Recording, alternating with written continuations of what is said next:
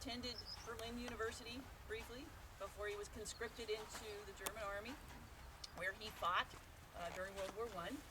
And at the end of World War I, he left Germany looking for a better life. A lot of immigrants were doing that then. And so he came over to the United States. He settled briefly in California. He knew that he wanted to farm, he wanted to be an orchardist, and figured that was the best place to go learn the trade. So he spent a couple years there, and he came up here to Washington State in 1926, and he bought about 125 acres of land from a gentleman by the name of von Herbert. He was a cattle rancher, so this had been a cattle ranch.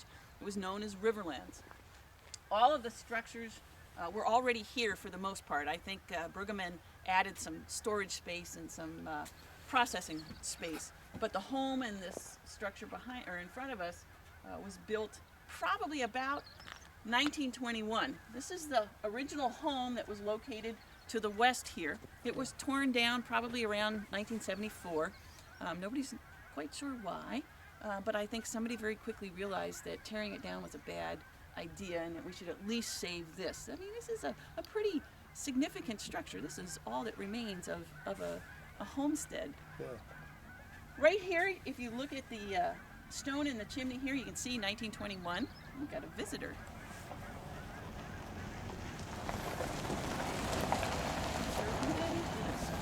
Did you leave the gate open? No, they came from that direction. Oh, okay. The stone, of course, came from the fields around us.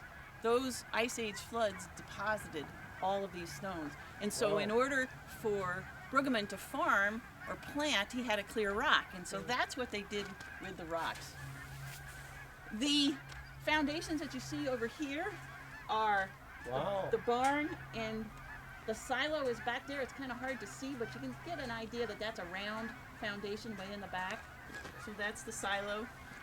There are footings for another structure beyond the storage building. He did all this by himself? Well, so most of these structures were here when he arrived. Oh, when he arrived. Yeah. Oh, okay. But he did add some structures. He came here in I think I said 1926, 1928. 125 acres to start. When the government arrived in 1943, he had almost 500 acres. He was able to grow this in size. He married his first wife, Marie Allwort, in 1930. She was a school teacher. She'd grown up in Moxie, but was a school teacher in Vernita. Got some geese friends here. We don't know what happened to Marie. She either died or they divorced, because we know that Paul married again in 1937. He married Mary Etta Hord, and they had 2 children. This is the 2 of them. That's Ludwig, who was born in 1938, and Paula, who was born in 1940. Those are good pictures. Yeah, they're great. Well, it turns out that Paula still lives in Yakima. Really? And Ludwig lives in Germany, and they have both been here to help us retrieve some of this family history. Now, obviously, Paula was only 3 years old when they left, so she just remembers what she's been told, but Ludwig has some memories that he shared with us. One of the most vivid memories was the Army Jeep coming down this road in 1943 with that letter of taking, that proclamation letter saying that you must leave your lands. And he says the only reason he remembers it is not so much because of that event, but the fact that he was in the goat pen at the time, and the Jeep startled the goats, and the goats knocked him down. And he fell on his butt, and he was terrified. And of course, then he relates that to the Jeep coming down. So he does remember that. And they have shared with us a lot of these pictures and a lot of stories about the site. Now, Bruggeman was an extremely successful orchardist here. His, if you look towards the river, and the tree line is the river, he had grapes out there along the river, and then his grass crops, rye, alfalfa, and timothy was grown over here. His orchards were primarily off in that direction, and then he grazed a few cattle and sheep up here. Now, he was successful. Remember, water was the most important thing here. Well, he had electricity. Electricity's been here in the valley since 1909. Wow. His land all slopes. back towards the river. Oh. All he had to do was pump his water up here and let gravity carry it back. Oh. So he used 23,000 feet of vitrified clay pipe. And if you come over here, you can see where one would have been laid down. Oh, yeah. You see that green line? So, Yeah. so the pipe sat about half embedded in the ground. It was about 10 inches in diameter. Wow. And it had little holes in it about every foot. Yeah. He would run water through those pipes and unplug where he wanted water to Oh. be released. And he dug little rills into the ground that would funnel the water back down towards the Oh. river. Huh. So that was one of the reasons why he was so successful. He was very easily able to irrigate his lands. Not everybody was that fortunate. Huh. He was also successful because the Chicago-Milwaukee-St. Paul Railroad that had a main line running across the state from Spokane to Seattle decided to drop a spur line down about 1910, 1913. And that spur line came down from Beverly, which is on the way to Vantage, Yeah. comes down here, and it ran right in front of his farm all the way down to White Bluffs and on down to Hanford. What's a fur line? Spur line. Spur. Oh, a spur. Yeah.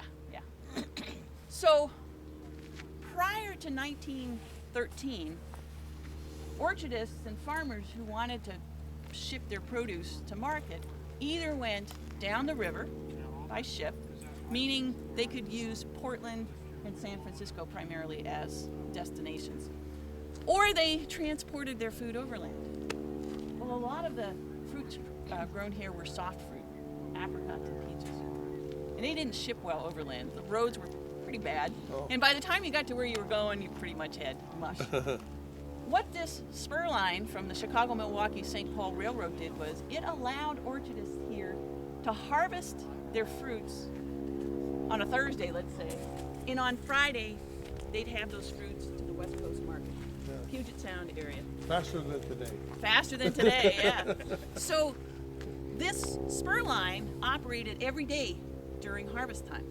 Every day. Wow. During the off season, it operated every week. It was a lifeline. A lot of the people who settled this Priest Rapids Valley came from the west side. They left family behind, so this allowed them to get back to see family. It allowed them to get back and shop, and it also allowed them to get back and see doctors.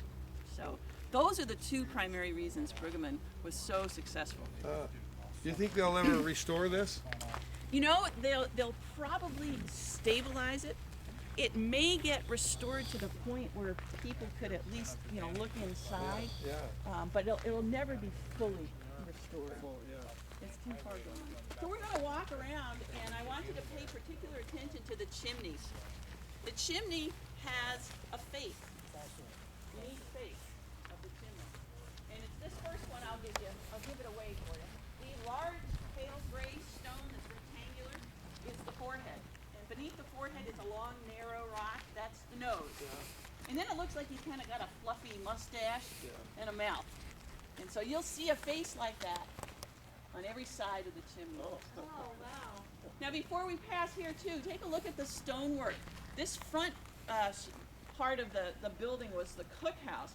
And look at the detail over the door and windows. Those lintels are very thoughtfully done. Every rock was carefully placed. Look at the buttress on the sides coming out. And we'll see there's going to be a decorative row of rocks around the entire building. So it was a very, very well-made structure. The home was just beautiful. And I've been told that these stone structures are relatively cool in the summertime. Right. Why did they tear down the house? You know, You know? it was the Atomic Energy Commission came in and I think decided that they had to do something, and they started tearing down everything that was still standing, and so people said, "Oh, you're right, you're release it." The other thing I'd like to point out here is the wood. Anytime you see wood used, think about how hard it was to acquire. Trees don't grow here. So what they relied on was the spring floods to bring down snags and trees that had been washed away. And so every spring it was a community event. People would go down to the river and retrieve the logs that they could, and then they had small sawmills where they could rip saw the wood. But every piece of wood was a struggle to get. Wow, it looks so preserved. I mean, really. I know. The doors really look great, and they've not been redone. They haven't. No. Oh my. Wow, they had some good paint. Well, I wonder why the roof is integrated, but the doors are fine. well, I think that's the surface area that's exposed. You know, you've got the vertical doesn't get as weathered as the horizontal.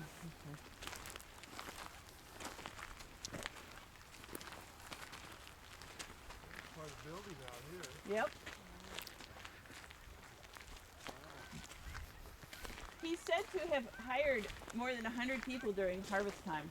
Oh, And, really? The interesting thing is Native Americans were a little bit like the Hispanics today. The Native Americans traveled around harvesting whatever was Oh.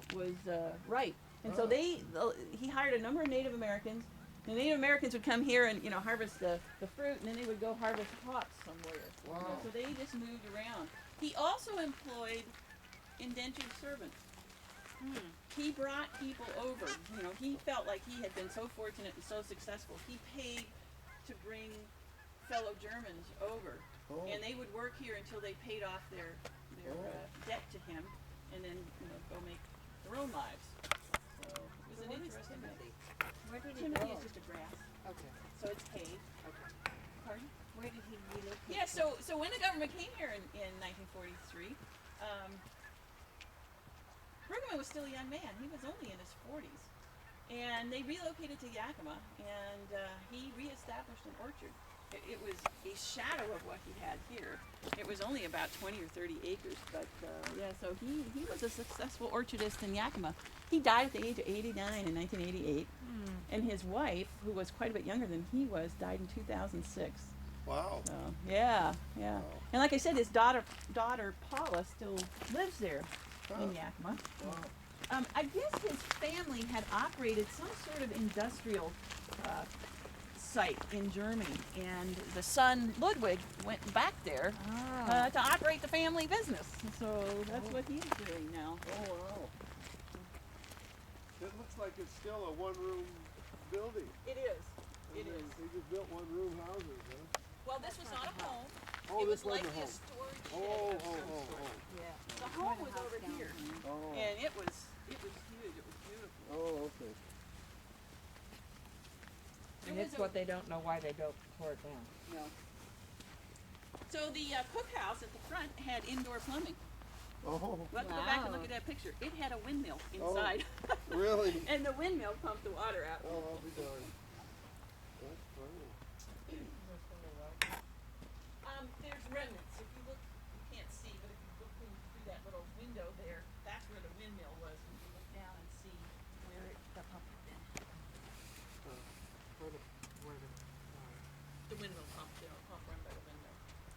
Wow, that would be amazing to have an Yeah. orchard like this and a setup and say you gotta move out in the mud.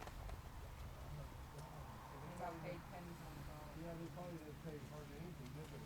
So when the government came, I mentioned about 1,500 people. It became the largest forced foreclosure ever. Yeah. They spent $5 million buying them out, and they brought assessors here from the East Coast to assess the land, and they had no idea the value of the land. Yeah. And many of the farmers felt like they were being underpaid. Yeah. And so most, I'd say a good 60% of them sued the government for more money. Oh. During the early years of construction, they held these trials in Yakima. Oh. And the judges would bring carloads of jurors down here to look at people's properties to determine if they'd been, fully evaluated. And Matthias, who was the area engineer here, threw up his hands at one point and said, "We can't have these people here. We're building top secret facilities. Pay off these people and get them out of my site." Oh. So the people who sued the government ended up doing pretty good. Oh. They ended up getting at least twice as much as what they'd been originally offered. and Oh, wow. sometimes more. Wow. And Wow. Bruggeman was one of those people who held out. Oh. So he did all right. He did okay, yeah.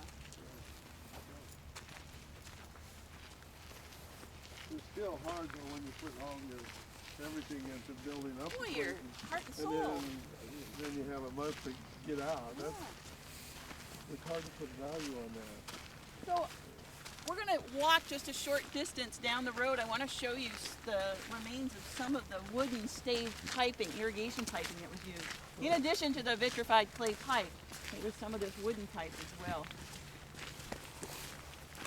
Unfortunately, we drive over it every tour, and we're hoping that we don't ruin it completely. So this was the original road, huh? This was their road, yeah. Yeah. And in fact, the road out there that we came off of is pre-Manhattan. This was the White Bluff Union Road.